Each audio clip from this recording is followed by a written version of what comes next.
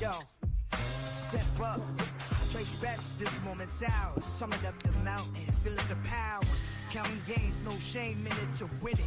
Roll the dice, double down, life's a limit. Kings on this court, ruling the game. From the top of the world, calling my name. No hesitation, just celebration in sight.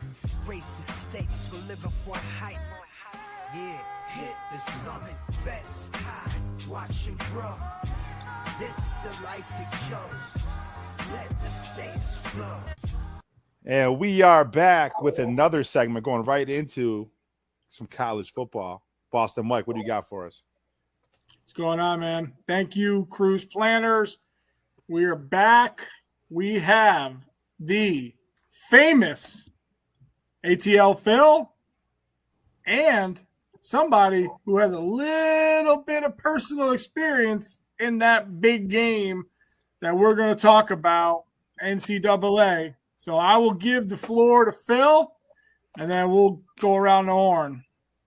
All right, Boston Mike, thanks. I got 3 games for you guys this week, 3 upsets. First one, number 17, Cincinnati, getting 10 points at Utah. Both teams in the thick of the conference race here in the Big 12. Utah, they have an elite passing defense, only allowing around 149 passing yards per game, which is pretty good in the college football rankings this year. They also have a strong pass rush, about 3.5 sacks per game. So they lean heavy on the ground attack, and they've been pretty dominant when they have a balanced attack. Cincinnati, on the other hand, they have a very balanced offense, and they protect the ball well with very minimal turnovers. So if they can control the ball like that, they score about 97% of the time when they get inside the red zone. So if the Bearcats can avoid turnovers again this week, they can carve up Utah's defense. So I would take Cincinnati, ranked 17th, with 10 points going against number 24 Utah.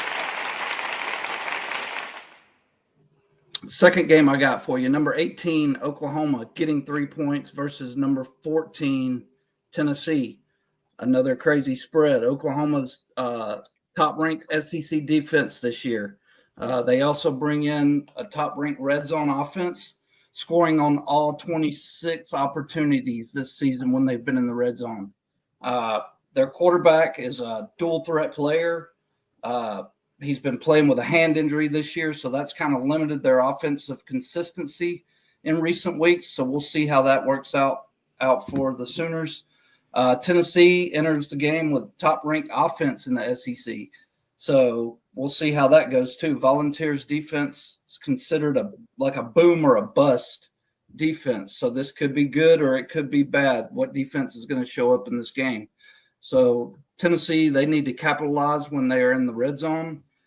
And against the Sooner defense, I just don't think they'll do it. So take Oklahoma and the 3.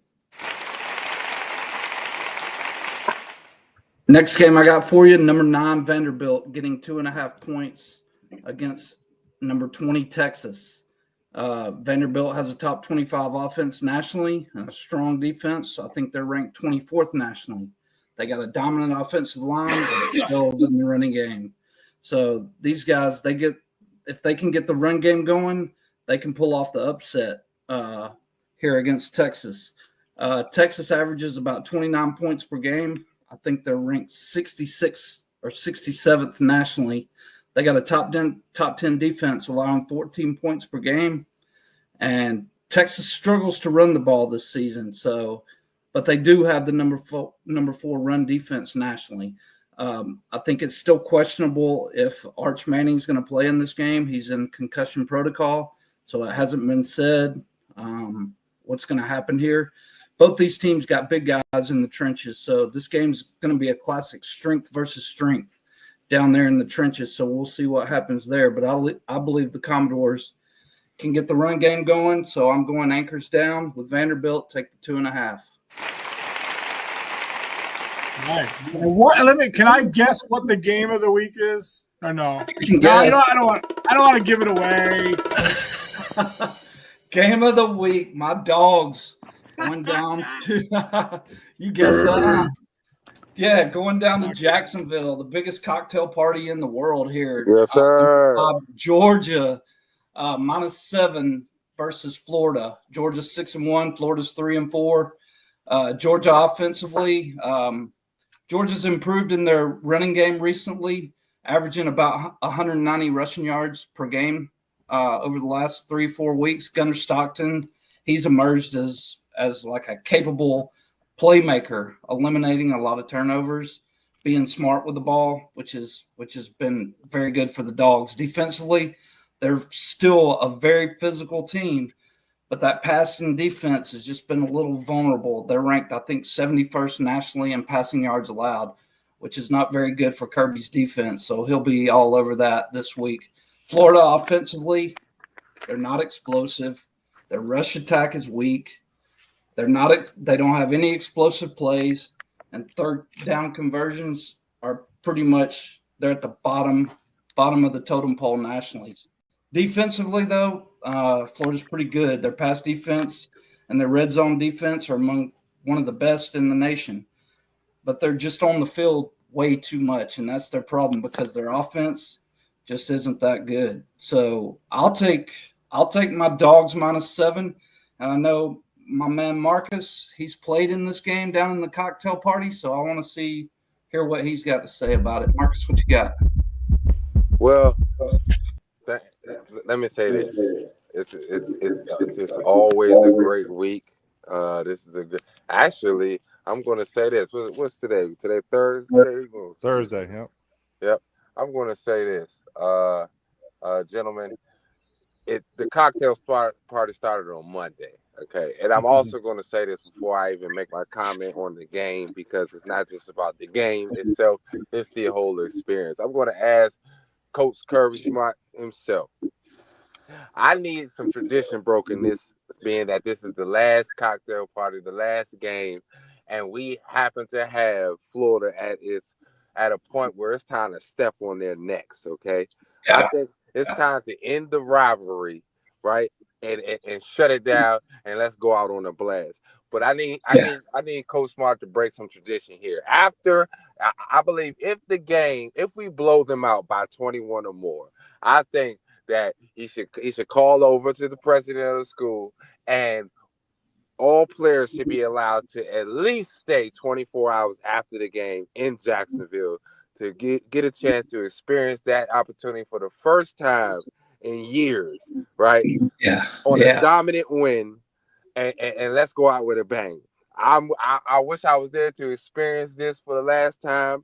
I think it's going to be a great game. It's going to be a great opportunity for Georgia to showcase just the university in itself, the pride, the camaraderie, the brotherhood, everything in total. I think it's going to be a bonfire this weekend coming up. It's going to be, like I said, a great experience.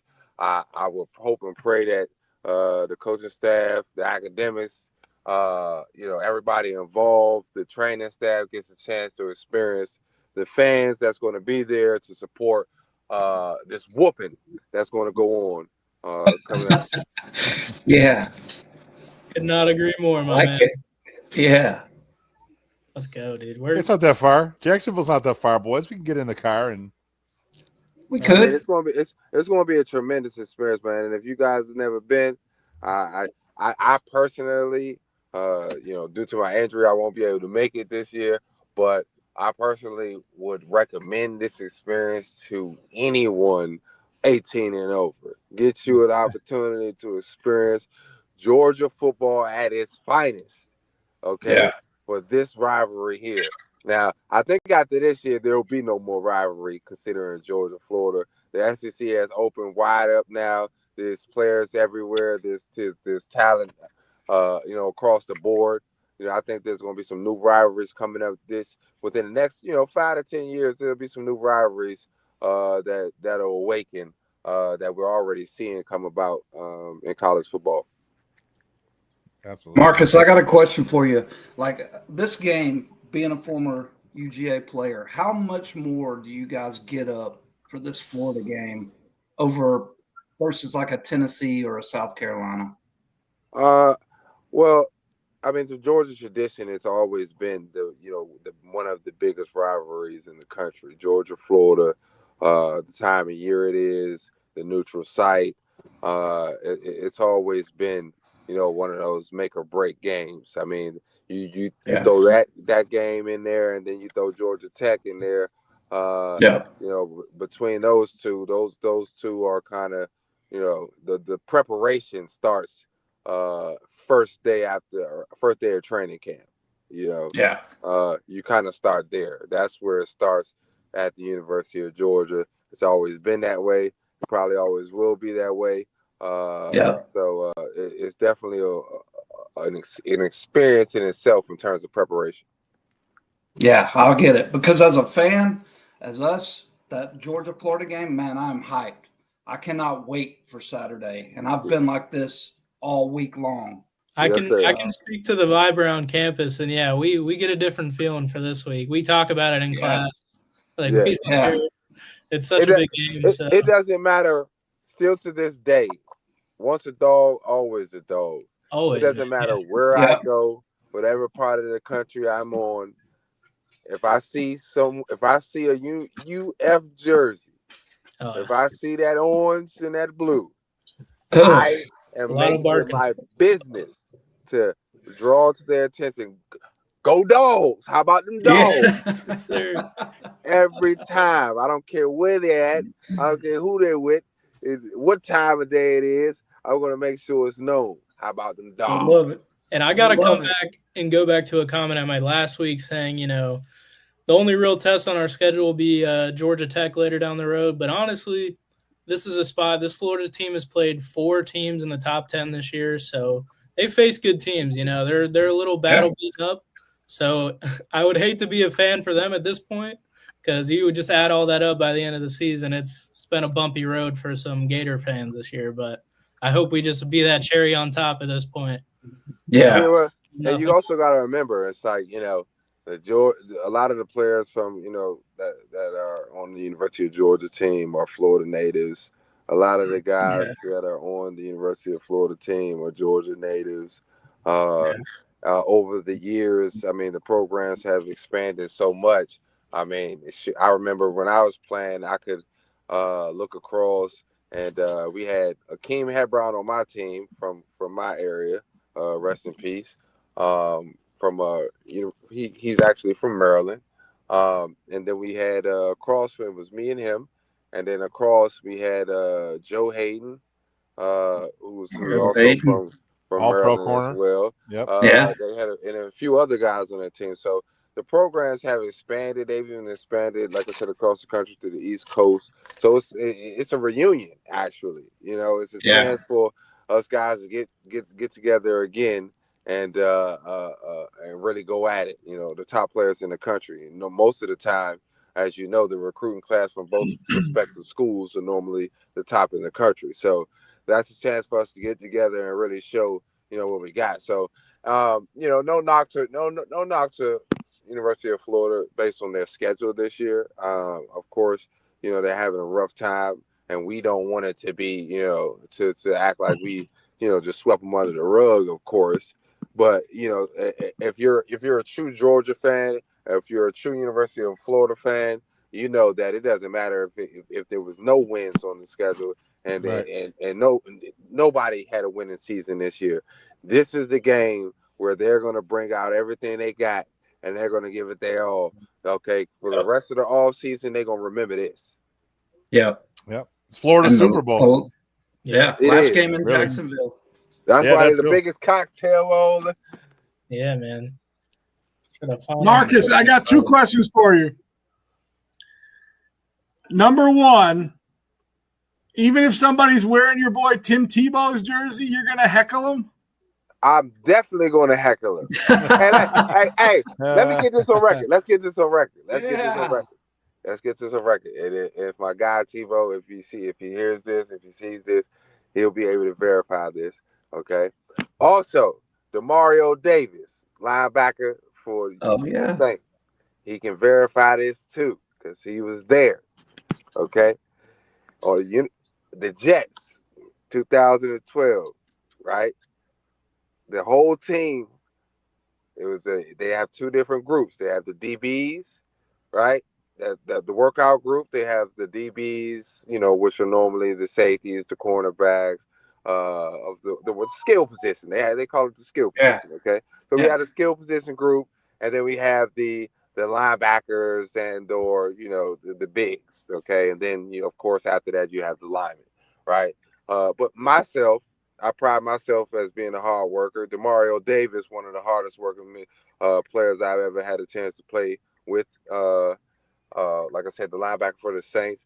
He also was one of those guys where I was shoulder to shoulder with in terms of preparation and getting ready for the games. And then we had Tim Tebow, who was, as you guys know, one of the hardest workers known to most. Definitely an enthusiastic player as well. But we prided ourselves in being the faster of the bigger skill positions. So we prided ourselves in working out with the skill guys. Myself, Demario Davis, and Tim Tebow himself, based on our preparation and based on this moment in front of Rex Ryan, in front of the entire coaching staff, Mike Patton, you name it, the who's who was there. Okay? Yeah. I want them to verify this. Last sprint, we raced. You guys know who was the winner of that. Believe it at that. Okay. My guy Tim Tebow, I will heckle him every day, every time, any chance I see them. Not only because we are in competition and always will be in competition as Georgia, Florida natives, but there's also carried on into the league, and our friendship carried on to the league, and we were able to become great teammates, still great friends. And hats off to my guys, man, Demario Davis and Tim Tebow, for continuing to be one of the best at the business. That's awesome. Nice. Oh, hey, I didn't know I was going to extract that out of you, but thank you very much. I busted that. Don't get it twisted. My second question is, when the hell are you going to let Evan bring you for show and tell? Oh, yeah. I want to be there with the video camera. I'll video it. Man, we're going to time that up right, man. We're going to put that together so nice, man. It's coming. It's on the way, man. Oh, yeah. I mean, man, after the success of our show this year, we'll do it next year. I just want to button up that Bo Nix segment by a new addition to the Boston Mike world. Dun, dun, dun, dun. Bo Nix, baby. Bo Nix. Tow's finest. No, I'm not lying when I say I'm holding, but you should. I appreciate it. Thank you so much.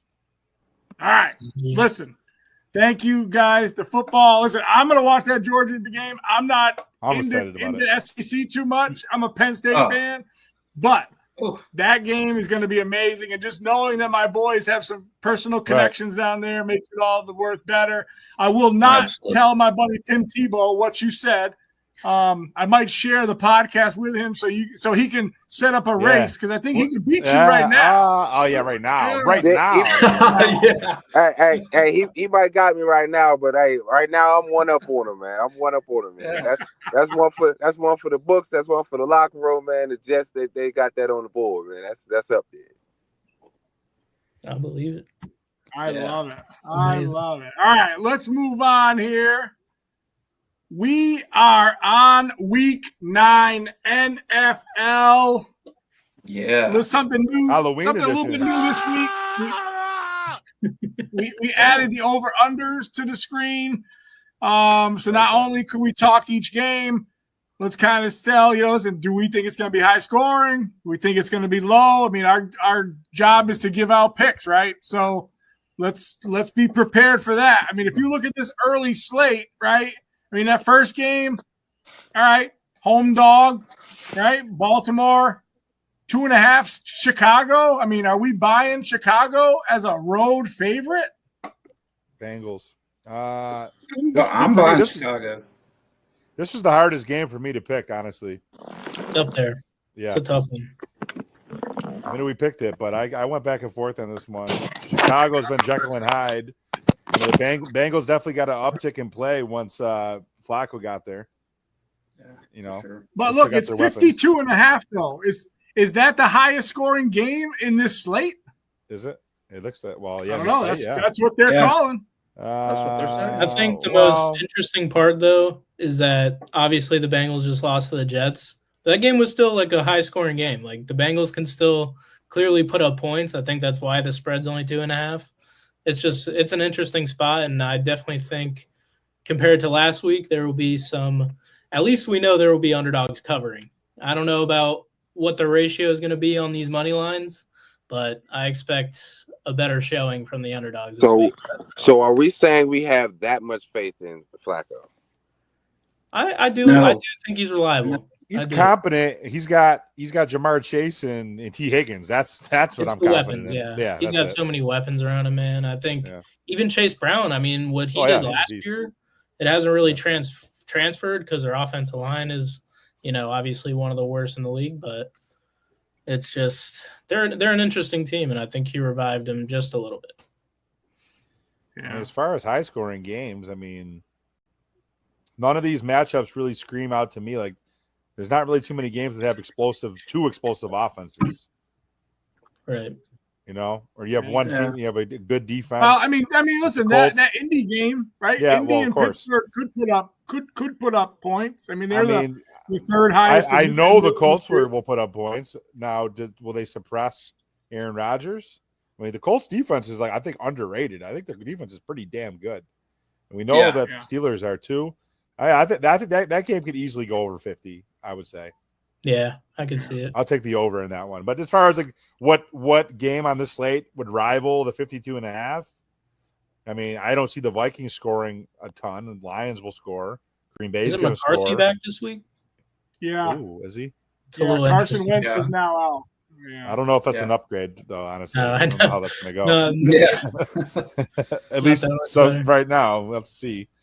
I mean, the Giants and the Niners, I don't know, man. And that's just because defenses are bad and they're going to get scored on. I mean, I don't think San Francisco's defense is that bad.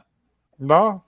It's really not. I think that spot's a great spot for the 49ers, honestly. I think with Scatterby out, that's definitely a little dim spot there. Do I think the spread's accurate? Yeah, I think 2.5 with the 49ers injury is also a question mark. So definitely an interesting one in my mind. Yeah. I will say this, though. I do believe, looking at all the games together, the Bears and the Bengals, I do think that this game deserves to be the highest under-over. I don't think either one of those defenses stopping the other offense.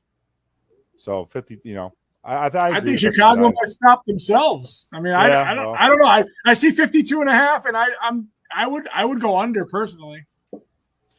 Yeah. I just don't know if Chicago's going to score. I think the Bengals defense is pretty shitty, honestly. I think they could score. I expect the Bears to put up at least 21. So 21, then that means he's got to score 32. I mean, is this a 32-21 game? I don't know. I mean, I see Bears minimum scoring 21, so they score 24, 27, then there you go. You're just hoping Rome gets 3 touchdowns. I know how you're I definitely am hoping for that. I hope he gets 11 catches. Oh man! And then obviously I had to throw my man Ghostface in on the Carolina Panthers again. I mean, we're getting some big spreads here, right? 12.5.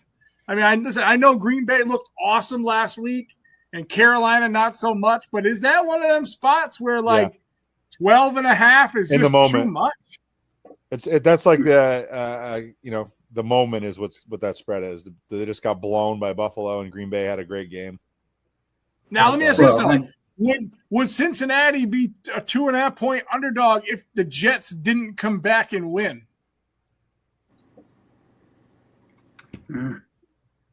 Wow! Quiet mics. Hold on. Come on. The mic is hot. Who wants to answer that? Thinking about that. But also, too, you kind of just proved my point again. The Bengals let the Jets come back and beat them. Yeah, but listen, and Marcus, hold on. That Jets team, and I know you weren't on, we talked about Fields and what the owner had said, but, I mean, don't you rally around your team, right? Your quarterback just got called out. He got benched. Isn't that the spot where the Jets should have won that game anyway? Absolutely, I think. I mean, when you're dealing with the Jets, you're dealing with the outside media, along with the owners, along with the coaching staff. Lots of noise. There's a lot of politics going on, especially when it comes to the quarterback position. So I really can't put my finger on that one. It was definitely a tricky situation. I don't really like to make specific comments on the Jets in terms of the quarterback position, because I know that it's a lot involved in that. Yeah. Here's the other thing about the Jets, though, the franchise. Marcus, the Jets haven't been good since you were on the team. Like, literally. Like, for real. Yeah. Well, That was the last time they were good. The Jets recently just changed. Actually, my mentor, his name is Bryce Bevel. He actually was one of the head of player personnel with the Jets for like the last 5 years. They just changed staff with a lot of guys on the in the back office. So they're really changing identity within the building. And like I had stated, kind of in the beginning of the season, the Jets were dealing with a few things, and they're going to have to deal with a few things based on the moves that they made. And I think they're still dealing with those things. So the team is one thing. The camaraderie that the Jets have, the brotherhood has always been there. But I think those other things are affecting its normal, what it's known for, and that's a strong defense, hell of a defense, and the offense follows. Also, too, they're just missing a glue guy like the hybrid in the locker room, too. Absolutely. I'll be in there shaking shit up. Good way to put it, man. Yeah. Yeah. Evan, let me ask you this. I know you do all your analytics and line movements. What one of these games do you have any inkling about, or what do you got? Yeah, man. So for Carolina at plus 700, I can tell you right now there's practically no way they win this game if they stay at the percentages they're at. Currently, they're up to 13% on the money line, which at plus 700, I can certainly give you a lean there and tell you that Carolina probably will not be winning that one. I also look at the Cincinnati game. They're getting 60% on the money line. So I like an underdog that's getting around that percentage, honestly, a low underdog. And I think their team could certainly get a bounce back win.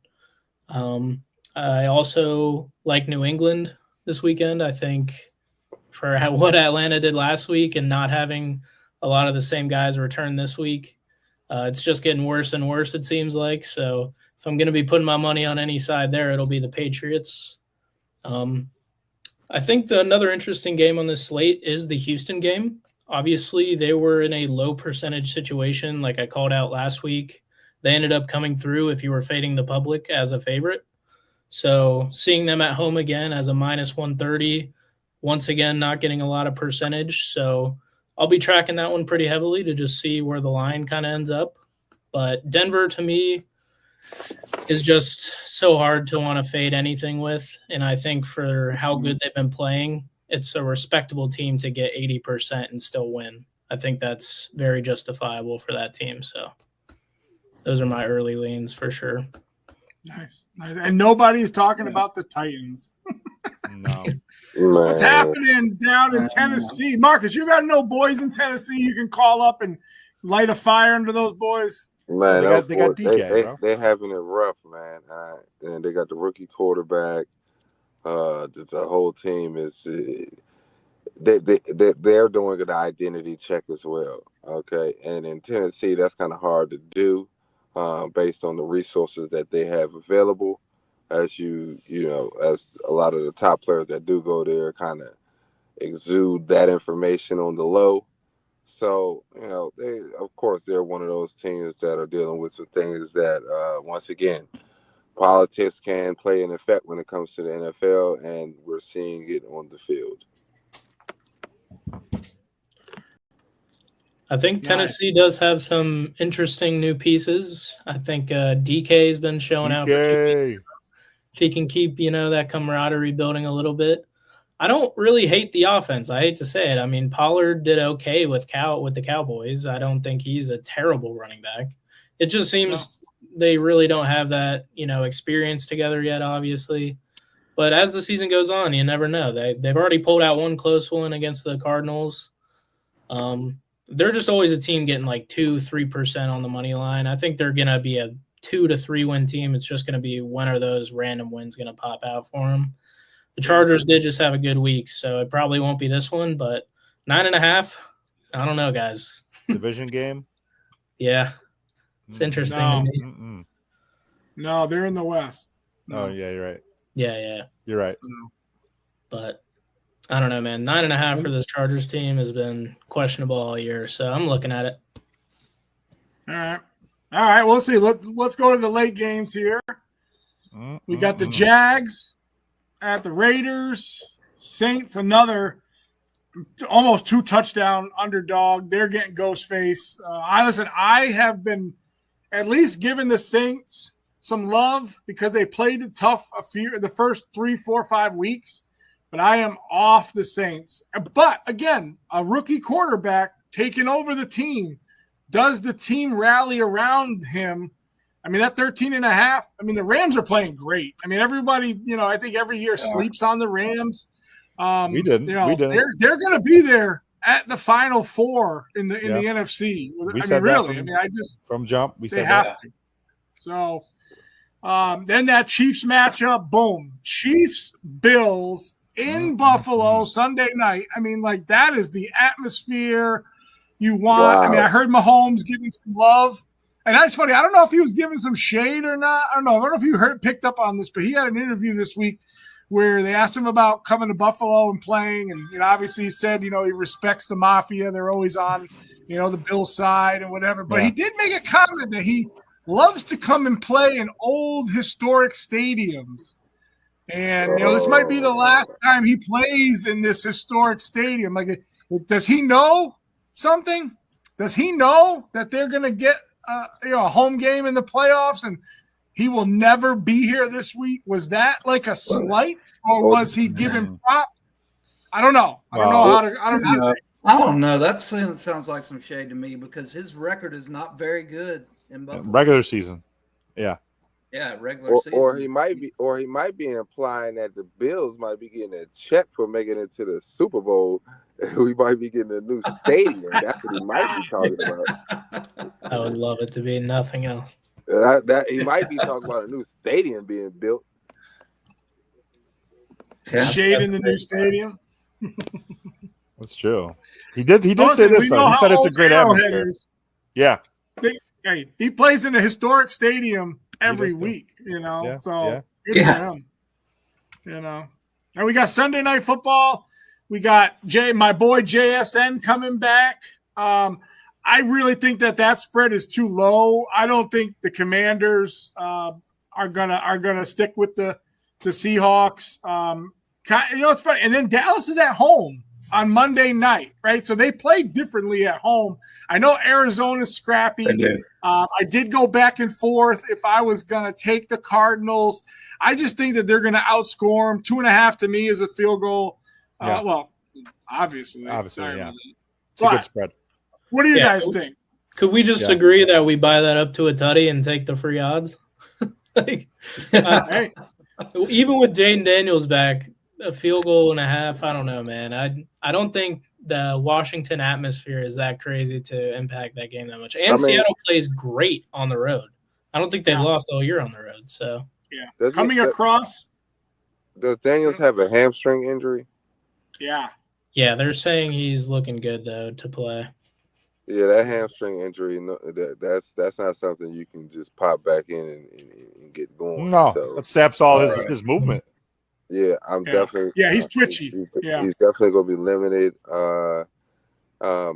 Of course, you never know until warm ups. But having a hamstring injury, that's something that normally takes 3 to 6 weeks to really fully be, in full effect. So, at that, based on the D-line presence, he's going to have to get on his horse, and we're going to see that hamstring work. So hopefully, he's able to maneuver and get things done. I don't believe that he'll be able to pop out with this one due to that. But we'll see. I'm normally Moneyball. biased, and I normally would go for my boy, but I say give him another week. Let him rest up. Yeah. Now, I mean, are you saying start Mariota, or are you saying ease him in and just take what you get? I would say rest him for another week. To be honest with you, Right. You need him at 100. Yeah, exactly. Yeah. I think he's his best at 100. Because he's mobile and he's able to throw on the run. That's one of his aspects that he brings to the Commanders. So I think that's a little bit more rest will do. Agreed. Well, I mean, put it this way: if you look at the NFC, if they give this game away, they'll be 3-6. Philadelphia wins; they'll be 7-2. Dallas, we don't know what we're going to get from them. Seattle and the Rams both have 5 wins. Detroit and Green Bay both have 5 wins. Tampa has 6 wins, and Carolina's got 4. So where does Washington fit in if they're not winning any games? I would say at the bottom. Yeah, they're not. They don't fit in. Yeah, I think if they're performing the way they are and they're, doing what it's doing, they're not going to win many football against a great offense too. All right, Moneyball, you earned the floor.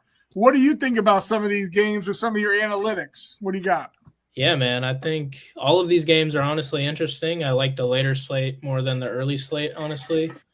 But I'm looking at, this Raiders team, and for some reason they got them at plus 130. Jacksonville's coming back from a bye. Currently, the Raiders only have 7% on the money line, which is a very possible percentage to win at. Obviously, only being plus 130. So I'm going to keep track of that and see where that ends up. And I think the Raiders are a team where even at 20%, they can burn you no matter what the line's set at. But I think with Brock Bowers back, it's certainly interesting. I think he can generate 100 yards of offense any week. So, it'll be an interesting spot for me to look at. I also think the Rams are minus 1,000 for a reason in this game. I actually was pretty high on the Saints last week for what their low percentage was, but they just got blown out by the better Mayfield, and all credit to him. Like I said, I think he is a absolute dog and could make a playoff run. But yeah, man, it sucks that they're letting their fans down like that. If you saw the play where Rattler threw it like 10 yards, he was in his own end zone. The guy just puts his hands up, catches it, and runs it in the end zone, and pushes him over. And while doing that, just a complete. Show us again. Hold on. Show us how he did it. What did he do? Yeah, he just stuck his hand up like this and directly caught Rattler's pass like 10 yards downfield and just ran it right back in the end zone. Has Rattler ever? He's never been good to me. Yeah, he had a good quarterback rating for a couple weeks when he played the Bills. He really didn't do bad, but he's not throwing 60-yard bombs down the field. He's not making crazy plays. I don't think he's an NFL quarterback, honestly. I don't think so either. And this week they're moving to Tyler Shaw, who was a Louisville quarterback. He's definitely older. Yeah, I don't expect much improvement this week, and the Rams have Puka coming back, so I think this is you can't go wrong with the Rams this week. Then you jump to the most interesting game probably of the season for me. I love it every matchup. I think the Bills are in a great spot. I think what we did last week definitely got us back on track. Being at home in these situations always does play a factor. I just think it's gonna be cold. It's gonna be cold. Yeah, it'll be cold, man. It'll be the environment and everywhere I would want to be. That's what the Bills Mafia does. We love it when it gets cold. That's when it's built to ass. Spanking. Yeah, and they're getting plus 110 on the money game line. Game time's gonna be in the 40s. Okay. Ooh. Now while I was playing with the Bills, I never got a chance to play in the snow. But one thing we love is when it got cold, because that defense we love to hit. Yeah. And we're talking to the Buffalo fans. That's the majority of the people listening to us here. And I'm not in any way biased. I look at these numbers, but I can tell you from what I've been tracking, I think we're in a great spot this week. If you can get this team at plus money, if you even just compare the running situation, and that's how I see move these teams down the field against each other, the Bills are in the better spot there. James Cook just put up 200 yards. I don't see the Chiefs. If we use him right, I think that's the main factor of what can really change the outcome in this game. If the Bills are plus money, I'm taking it this year. I don't care. It's value. I see that as value every week. I'll just say this about this game. I am very worried about the Bills' porous defense and their secondary against this full version of this Chiefs offense, the receivers, their running backs, their rookie third down. That. Like, this is probably the most well-balanced the Chiefs' weapons, and this is probably the weakest the Bills' defense has been. So we'll see what happens. But so here's what I think. Here, hold on. Ready? So think about this, Evan. I don't think there's another need to win game that they have other than this one. And hear me out. So think about this. If they lose to Kansas City and the Patriots do what the world thinks they might do with the second easiest schedule in the second half here, and they already got a game up in hand, they beat them at home. If they have to go on the road every single playoff game, that's hard. I mean, and think about it. You're playing wild card weekend. And what if your second game is in Kansas City? And then if you win that one, you got to either go to Indy, right? Or you got to go to Denver. Or we're talking about teams like New England that have full defense and offense. This week, if the Bills, they need to come out kicking ass, right? Everyone hates Mahomes. Channel that energy. I just think this area is going to be so let down. And listen, I know they beat them in the regular season. I mean, I took the Chiefs just because the feel of the Chiefs is that they're back and they're coming back. And then the Bills were, they played the Panthers, right? So right. It's a big step up in game. Can you just flip a switch to play? They need to. The Bills need to play their A game this week to win, and they haven't played it this year yet. But just to make sure my thoughts are working here, the Chiefs weren't blowing out the Commanders by halftime last week. It was a close game. Yeah. I also think their running game is not that good. I don't think Kareem Hunt is a guy to back on. I don't think Pacheco's banged up. He gets first downs every time. He can catch the ball. There's no explosive element to the running game. Yeah, he's not breaking away for a tutty, is my point. But listen, when they're passing 20-yard clips and then you got to drop your linebackers down, they're going to run. Dude, I don't care if it's fucking the milkman, dude. I mean, we just talked about I don't know. I just – the milkman. If the Bills were getting – hey, listen, if the Bills were getting 4.5 – I would take them. I don't think they're going to get blown out, but I think Kansas City's going to win by more than 1.5. That's unfortunate, just the way I look at it. I also think the percentages. The last couple of times these teams have played, obviously it's the most interesting game of the week. I'm tracking it like a hawk, and I've been right. I even called the Chiefs, unfortunately, in the playoffs, but I just think we kind of have the edge in the regular season. I think they do. Being home, I do think it's a good bounce back spot because we have not been winning games. There have been some tough losses. I think getting that out of the way early, it's going to be a better story by the end of the season. And this is if there was ever a time to start it, it's this week. And I think they know that. Oh, absolutely. Oh, as far as propelling, taking a win like this will propel them to go and still have a chance to get the 1 seed. I 100% agree. I just look at this defense. I just don't know with the amount of weapons and the depth that Kansas City has at receiver. Tyquan Thornton is their number 5 guy. They have their full complement of weapons. I just don't know if this year, and we haven't in the past couple of years, at least in the playoffs, had the defensive horses to stop this team. And I don't think we have it right now. If they could somehow muster a game plan to get it done, of course, we want to see it happen. And they have the intangibles of the crowd and beating them in the regular season. But I look at it as the Chiefs are playing at a high level right now. The Bills are playing at a lower level. Can the Bills flip a switch on and produce their A game, which they haven't been able to produce, aside from arguably the Ravens game at the beginning of the year? They did show it there. At least 75 to 80%. Their defense wasn't great. but they're going to need to have a great game on both sides of the ball to beat the Chiefs this time. And you know what? Maybe this is the game if they do end up losing, which I think they definitely can. I picked the Chiefs to win this game, at least to cover the spread. Well, I think they're going to need to make this will show the Bills the changes that they're going to need to make in personnel at the trade deadline to go and beat them. I'd rather lose now and we actually win in the playoffs. And I know from Mike's point, it's going to be harder to go that route, to lose now and to lose ground in the race. But this might kind of show the Bills what their flaws are to compete with the Chiefs later on. So that's kind of like glass half full take on that. Definitely. I'll let you go, my bad. Yeah, Marcus, you get in here being close to this team. You tell us, what do you think, buddy?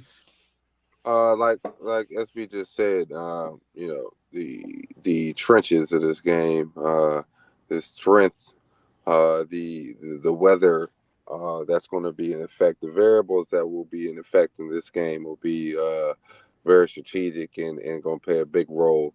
The trenches of the Bills, they just added a D tackle, as mentioned before, based on their defense needing a consistent push and needing something that would help them on the defensive side of the ball to kind of secure Mahomes a little bit better.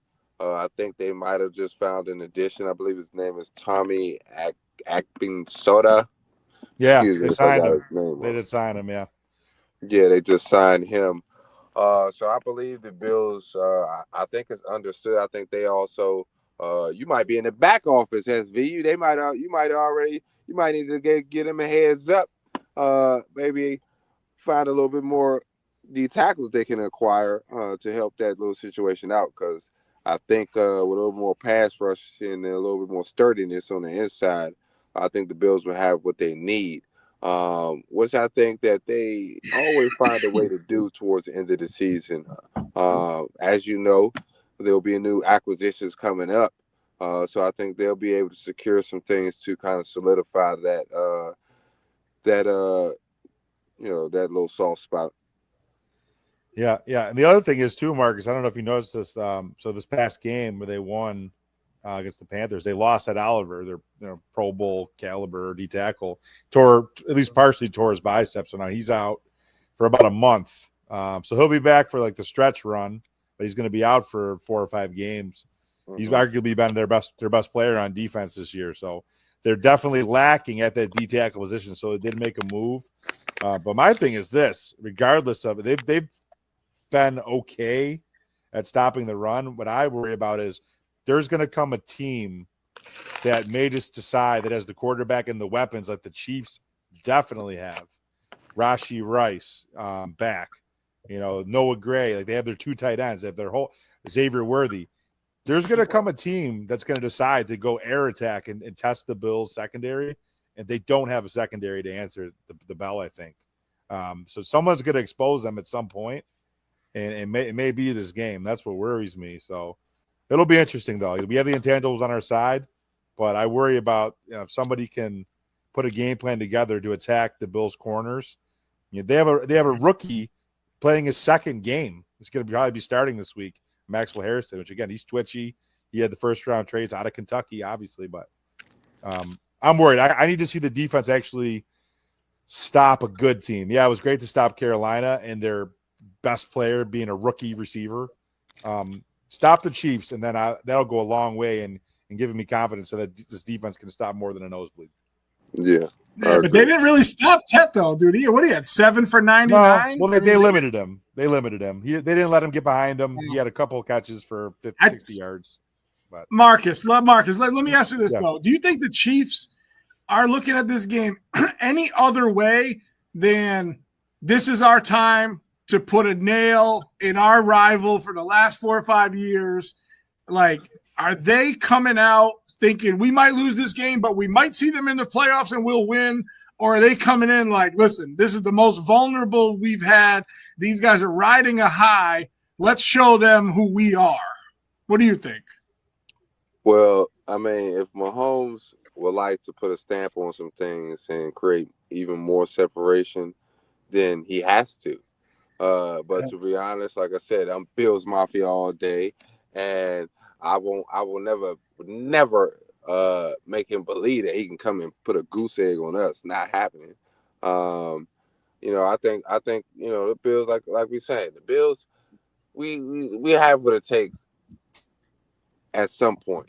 At some point in the game, we have what it takes to secure, whether it be we're relying on special teams or we're going to rely on quarterback play or the running game. Or like I said, the Bills, it's the camaraderie of the team. I would say after playing at that organization, and I believe the team itself, the organization itself, has what it takes to pull together in certain situations. And normally during the first few games, or the first game versus Chiefs, this is a rivalry that will continue on to the playoffs, I believe. So I mean, it's kind of one of those things: who's going to hit first, and then we'll see how it turns out later. Yeah, I think I would like to ask you guys. We got a 4-game late slate, so I'm imagining this week, like I said, some more underdogs that kind of pop out.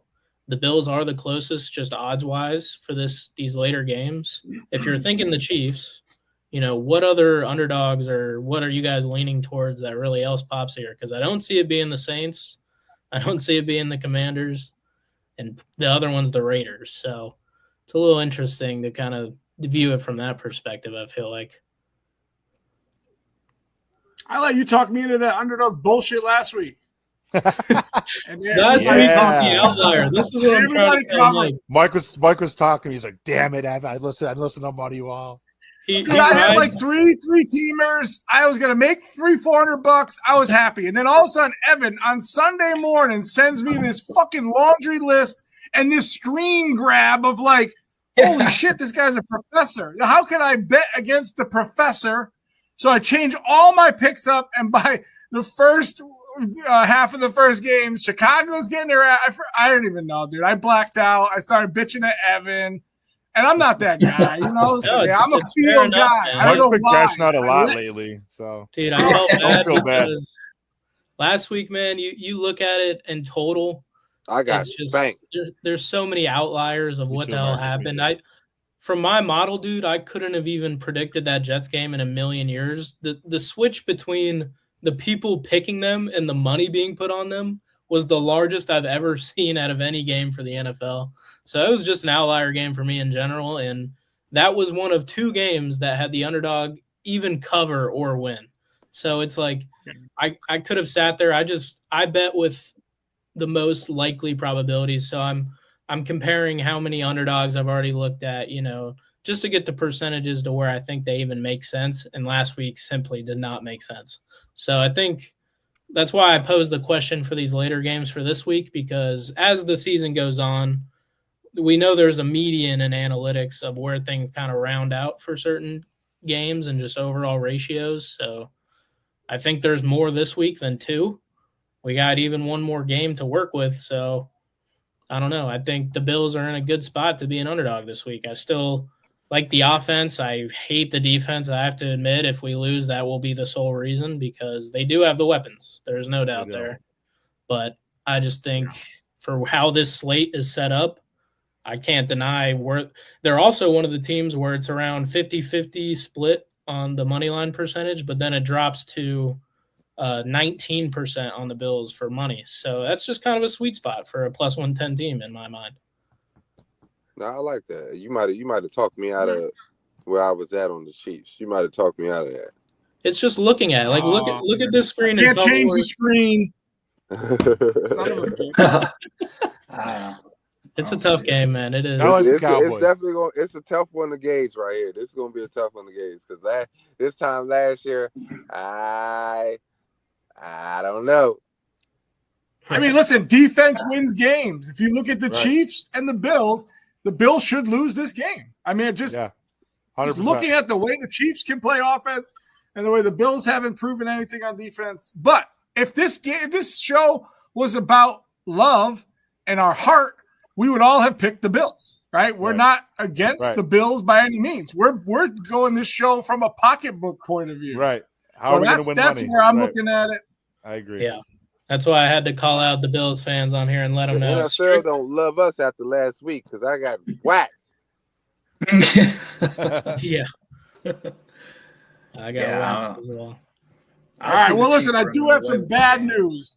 Bad news. I have to break it to the fans. My man Jay Boss, unfortunately, could not make the change from Friday to Thursday. I'm hoping to have him live. I know. I'm trying to have him live with me tomorrow, today. If you're watching this, if he's here, he made it. If not, don't tell him. But he did send in some anytime touchdowns. We went about County with 4-3 or 3-4, which wasn't the. He crushed it. I think he hit every single. The problem with the first week was we couldn't hear him. So yes, that's true. Third point, we could hear him. He did give out, I think, 6 out of 7 the first week. So he came down a little bit. Yeah. So let me go. Let's see. All right, here we go. So my man Jay Boss is on Lamar Jackson tonight. He has 2 passing touchdowns. He does not have a rushing touchdown. Jonathan Taylor, obviously, I don't want him to take away from my man Tyler Warren in that aspect. He's got Drake London against the Patriots. I think if anything, the Patriots will give up a passing touchdown. So, I mean, I think they've proven. I threw this one in here. I know, Sean, you love this guy. Oh, hold on. Yes. No, do you know why? They have just clicked. Do you know why? He's a long shot plus 350. No, he's been balling, bro. He's gonna go high in fantasy next year by the end of the season. But do you know why? Do you know what the origins of him are? That was hard to say. Do you know why though? I like him so much. Boston Mike and I, about this time. Well, no, it was probably maybe 6-7 months ago. Boston Mike buys the NCAA game in football, and we play Syracuse Duke, and I went through to Rondé Gaston every play, and he couldn't stop it. It was him. He was just like, he just torched their secondary. That's all I did was throw to the tight end. But it was Rondé Gaston, and now he's a baller in the league. Yes, sir. Hey, I was an early subscriber. Shout out to Brandon, my cousin, because he uses the Bills against me, and Dawson Knox is my weakness. My teams cannot cover the tight end. I don't know what. I'm not doing enough outside zone. I mean, he's just posting me, cornering me. You got to bring that safety down on him, man. Bring that Cole Bishop. Listen, Marcus, my problem is this: from old school football games, you stop the run. I stop the run. My safeties are down at the line of scrimmage. I stop the run. I'm 4-3 most, first and second downs with long distance. It is what it is, man. Yes, sir. But I am happy. JSN comes back this week. Yep. Plus 105. I mean, I think that should be a minus. I think he's going to get a touchdown. No problem. Josh Jacobs, another, minus 145. Kyron Williams for the Rams, minus 160. And then I threw this one in. It's probably the easiest one, honestly. Well, hold on. He had James Cook. So I took James Cook out. And I inserted Josh Allen. And Josh has to put the cape on for them to win at some point. So I like that. I think when they get down within the 1 or 2 yard line, and you can almost tell Cook's just shit, man. Like if he doesn't get in and he gets down in the 1 or 2, like Josh, is just piling over the pile. So I'm going Josh Allen, anytime touchdown. What do you guys think? Evan, I know you had a couple you were looking at, right? Yeah, I love a good majority of these. I think that plus 350 spot for that tight end. I typically like to ride it with tutties who have been doing it, semi-consistently. Obviously, it'll fall off eventually, but he's in a good spot to keep it going. I do like Josh Allen to get in there. And I think Smith-Njigba, no doubt, has been a superstar all year. So plus 105, that's value right there in my mind for sure. Personally, I like Genty to get in there this weekend. Playing against Jacksonville, I think being a home team too, I think he probably gets in there. He's sitting at minus 115. And I would pair that with CMC, who is, I believe, minus 230-ish right now. You pair that together, you get plus 135 out of two guys who I really like to get in there. So, is Drake London going to play this week? Drake London, he's still questionable. He he obviously didn't play last week, so they easily could just buy out and let him sit another week. But I think they're kind of trending towards he's back. They need him. He needs to be out there. I think here's the deal with that Pats defense, and I know I said this to Sean earlier. They got corners for days. We don't let any running back beat us. So I think we're going to stop Bijan. And for me, and I think Jay Boss, obviously being a Pats fan, we know that there's going to be some fluky plays, some good, passing in the first quarter maybe. Like I could see Drake London coming out if he does play, getting an early touch or something like that in the red zone. But I mean, I think the stat I shared with Sean was when I went through the running backs that they faced. Well, can I set you up real quick? Let me set you up for it. Yeah.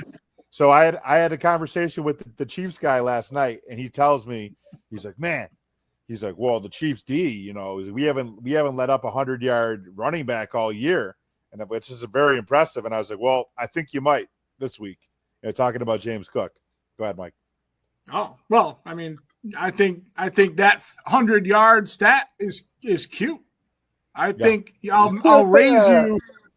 I'll raise you the fact that the Patriots haven't let any of those good backs get 50 yards.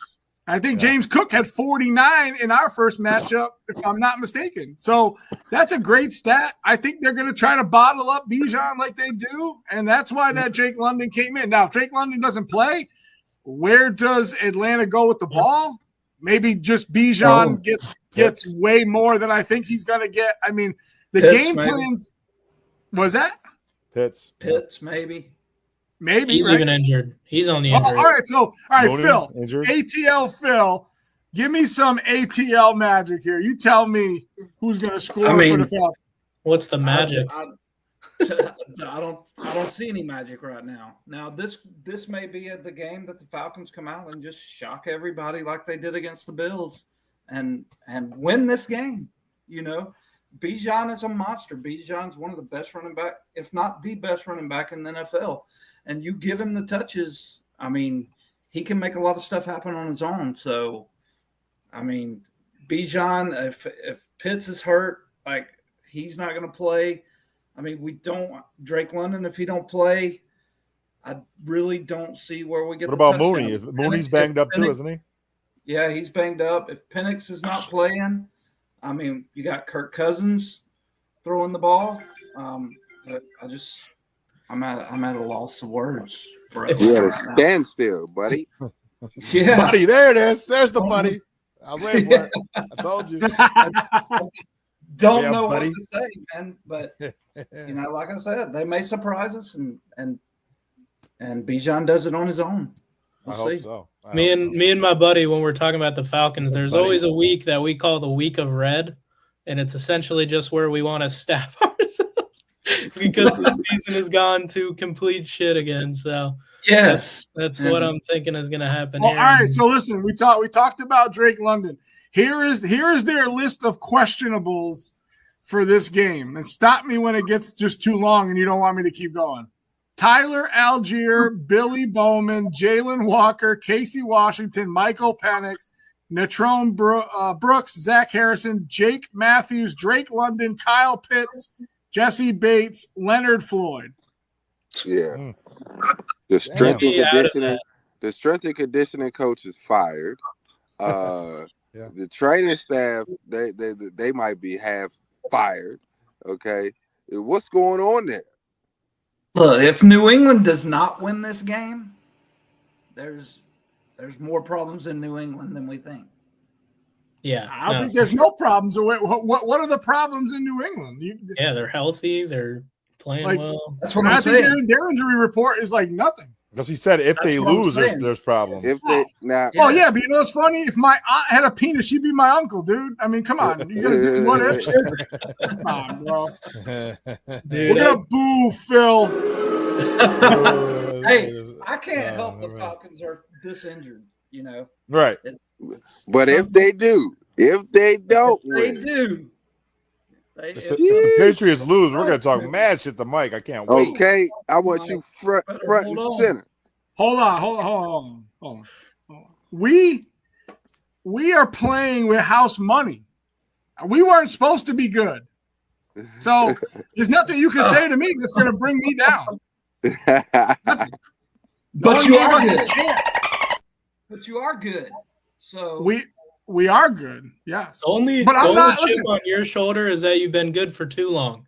Your franchise just keeps getting better and better somehow. It needs to end. Listen, you guys had a 4-year break, and unfortunately, Mahomes filled that vacuum. Yeah, we should have won. Well. Someone up top knows what they're doing in your organization to get the right. Hold on, we talked about Tennessee. Tennessee doesn't need Mike Vrabel. Yeah, he's a bad coach. Doesn't make sense. Don't make sense. He's a dog shit organization. That's why. All right, Shawnee V, you got to pay some bills for me again, my friend. I got some bills to pay for you, my guy. All right, let's do it. Let's get it. So, of course, we are very excited to have all of our viewers here on our weekly show all season right here on the Built in Buffalo Network. Built in Buffalo is your go-to destination for all things Buffalo Bills and Buffalo Sabres. We'll get to some hockey in just a bit. The best place to go for Buffalo's teams, covered by the fans, for the fans. So make sure you tune in to catch our great content on all the main social media channels and, of course, on YouTube. And also be remiss to not mention our other new, brand spanking new official partner for the show, which is Monster Energy drink. Of course, the favorite drink, the green flavor for Boston, Green Monster. Of course. But yeah, thank you. Shout out to those guys as a new sponsor. We'd love to have it. Monsters. It's very refreshing on a warm summer day.